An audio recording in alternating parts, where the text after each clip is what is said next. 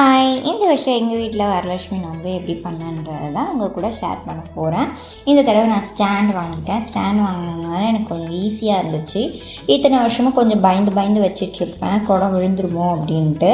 ஆனால் இந்த வருஷம் ரொம்பவே தைரியமாக பண்ணியிருந்தேன். அண்ட் என்னோடய கலச பொருளில் பார்த்திங்கன்னா காயின், பச்சை கற்பூரம், குங்குமம், மஞ்சள் அண்டு ஏலக்காய் போட்டுட்டு கலச பொருள்னு நாட்டு மருந்து கடையில் கேட்டால் கொடுப்பாங்க, அதுவும் போட்டு வச்சுருந்தேன்.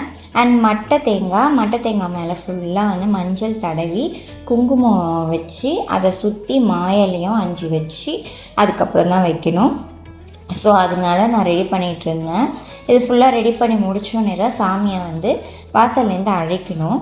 ஸோ கரெக்டாக அதுக்கு அழைக்கிறதுக்கு முன்னாடியே நான் வந்து சாரீ மட்டும் ப்ளீட் பண்ணி குடத்தையும் வச்சு பார்த்து ரெடி பண்ணி வச்சுட்டேன். ஏன்னா உடனே எடுத்துகிட்டு வந்து சாமியை வைக்கிற மாதிரி இருக்கும், அதனால் அதை மட்டும் ரெடி பண்ணி வச்சுருந்தேன். அண்ட் கோலம் போட்டுட்டு டக்குன்னு சாமியை வச்சு கடகடன்னு ஆரத்தியும் காமிச்சு எங்கள் வீட்டில் இருக்கிற மகாலட்சுமியையும் நல்லபடியாக மஞ்சள் குங்குமம் எல்லாம் வச்சு அழைச்சாச்சு. எல்லோரும் சாமியை கும்பிட்டு ஒரு நெய்வேத்தியமும் சின்னதாக வச்சு படைச்சிட்டேன். அண்ட் ஆஃப்டர் தட் கொண்டு வந்து சாமியையும் கரெக்டாக அந்த கலசத்தில் வச்சுட்டு சாரியும் ட்ரேப் பண்ணிட்டேன். சாரீ ட்ரேப் பண்ணுறது தான் கொஞ்சம் கஷ்டமாக இருந்தது.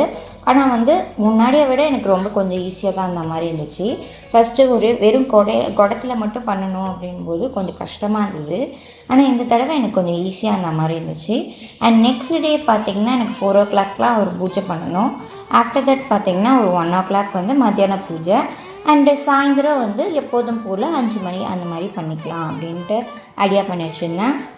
ஸோ அதே மாதிரி நெக்ஸ்ட் டே எழுந்துச்சி எல்லா வேலையும் முடித்து அதே மாதிரி எல்லா பூஜையும் பண்ணியாச்சு. ஆஃப்டர் தட் சாயங்காலம் வரவங்களுக்கு கொடுக்கறதுக்காக தாம்பூலம்லாம் ரெடி பண்ணியாச்சு. அண்டு வந்து சாப்பாடுமே ரெடி பண்ணி வச்சுருந்தேன். ஒரு 4 வகை சாப்பாடு, சுண்டல், பாயசம், கொழுக்கட்டைன்னு வச்சுருந்தேன். இவங்க தான் எங்கள் வீட்டு அம்மா. அண்டு எப்படி இருக்காங்கன்னு சொல்லுங்கள்.